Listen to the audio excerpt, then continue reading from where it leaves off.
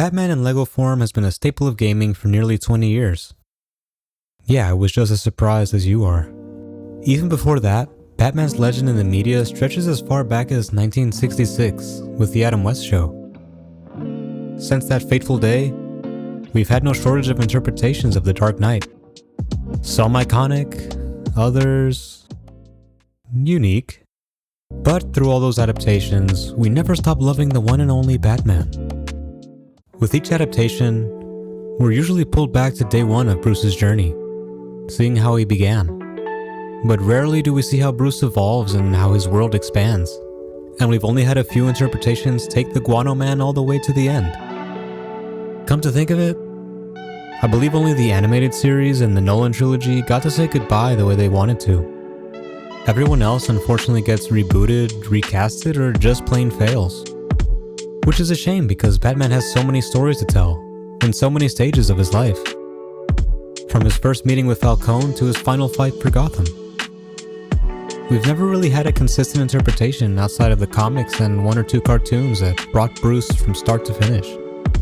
That is, until now. Legacy of the Dark Knight in a nutshell is a celebratory game, highlighting the best that we've had of the Dark Knight.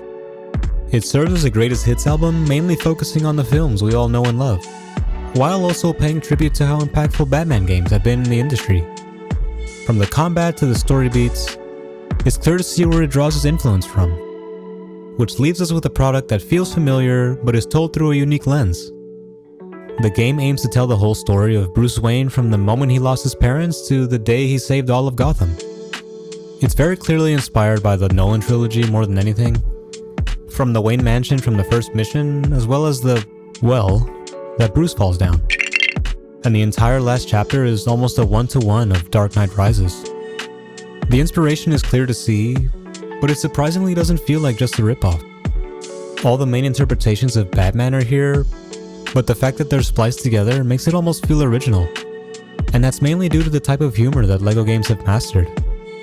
It's less of a straight parody and more of a cluster of homages for the fans. Oh man, the classic. It being a LEGO game, the story is about as silly as you'd expect. It's a sharp contrast to other Batman games and even other LEGO Batman games. Early on in his journey, Bruce is a lot more lighthearted than you expect. He's smiling and quipping. It would almost be off-putting if he wasn't a literal brick. But once he actually becomes Batman, he starts to become more stern as he ages. He's still full of puns and one-liners, but with gray hairs now. One thing that surprised me was just how far they took him in one game. The story follows Gotham over the course of at least 20 years, which I didn't see coming. This provides time to see his rogues gallery come to life and his teammates come and grow into their own. This is where the game really shines. Since it spans multiple years and events, we get to see the Bat family evolve over the course of the game. Dick grows into Nightwing, and Barbara Gordon gets a chance to slowly be accepted into the family. This makes it feel more like a legacy of Batman rather than just a single story. This is where the game really grows into its own. Nightwing alone is already a big step into telling Batman's story. It's not quite as dramatic as it should be, but Dick's choice to go solo was always a vital part of Bruce's growth in the comics, and it being mixed into this story helps it go beyond what we've seen in the movies. Again, it's not exactly a life-altering event in the game, but it's a great way to show fans that time is passing by and the legend of Batman is growing. The game is separated into chapters, with each one being essentially its own arc, which lets us explore each stage in Batman's world, from his humble beginning to his introduction to his destined showdown with the Joker. Each chapter is essentially adapting one of the films, starting with Batman Begins, then leading into the Batman, followed by the Burton and Schumacher movies, and finally ending with the two Dark Knight films. You would think that this would be a recipe for disaster, given that all the films have vastly different tones. But the fact that it's all told with Legos, and them only taking elements from each, helps blend them together.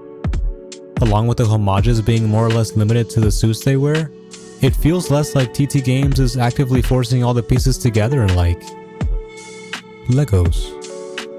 Unfortunately, they couldn't get away with mixing everything, One example being how the Penguin makes a dramatic turn from him in the early game and him while adapting Batman Returns.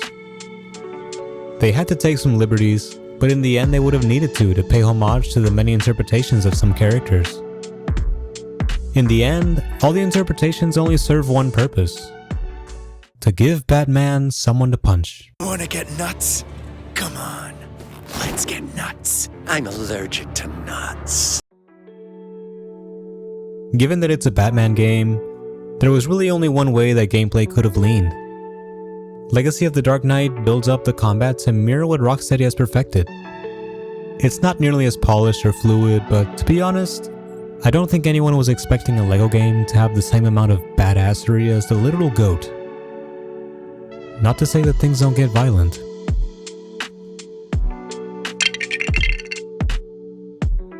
The game especially incorporates the wackiness of LEGO games and free-flow combat of Batman's most iconic outing. Finishers make their way back and have giant text effects with slow motion for a dramatic effect. Each character has 2 unique gadgets that you can incorporate into combos for extra flair, and you're able to stun enemies to perform a satisfying beatdown.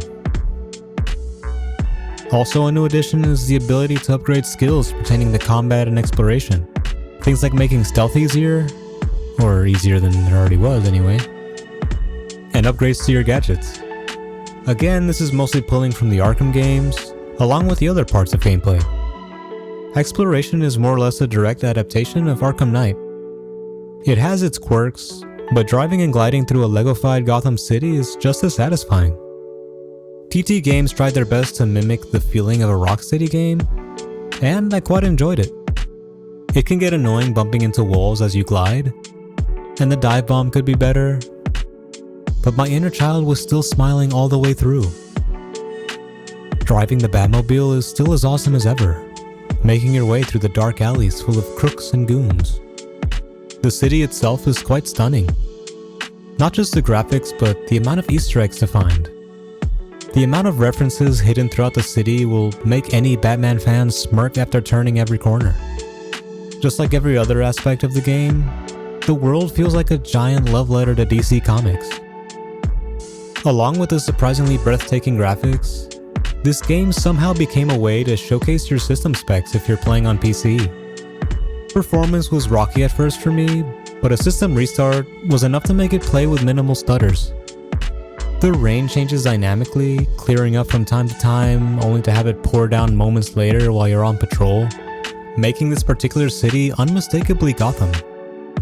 The amount of detail on every character, from the rain dripping down to the textures on the cape, make the game look near photorealistic in my opinion.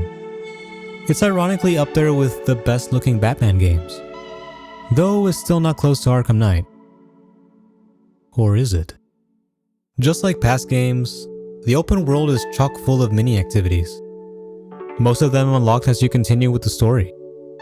A few of them feel more like loose ends that Batman has to tie up after the main villain is caught. For example, finding animals that escape the zoo.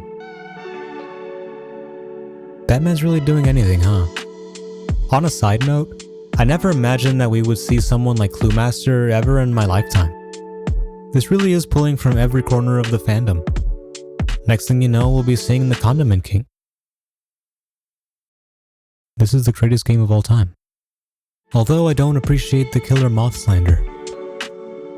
The side content fills up the map and leaves plenty for you to do once you complete the main story, just in case you aren't ready to say goodbye to Gotham just yet. The amount of things to unlock in the game is truly impressive. Batman has no shortage of looks to sport from across all comics, movies, and TV shows. And that's only doubled with all the skins that his closest allies have. Along with the suits, the amount of vehicles to unlock just makes me happy. Having them all be displayed in the Batcave will make any fan shed a tear. Batman has his work cut out for him. Gotham never sleeps, so neither do we. Not even if... Jim, we got another greetings card from old Mr. Riddles. Oh no. I thought I was done with him. Batman has been a part of our lives for, well, our whole lives really. We've seen him begin, we've seen him return, and we've seen him rise. This game serves as the ultimate culmination of what we've grown to love about Batman media. His stellar rogues gallery, his great supporting cast, and the unmatched feeling of watching over a city desperately looking for hope in the night sky.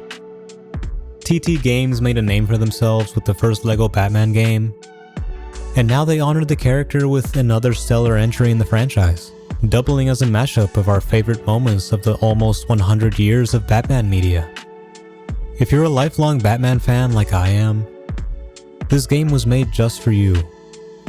From the zany humor and visuals to the obscure villains included and referenced throughout the game, the homages to Batman artists and actors, the vast wardrobe and vehicles, anything that a Batman fan would recognize is included inside this game. It's rare to have such an encompassing product spanning the entirety of any fandom, but TT Games did a great job of capturing what we love about the legacy of the Dark Knight.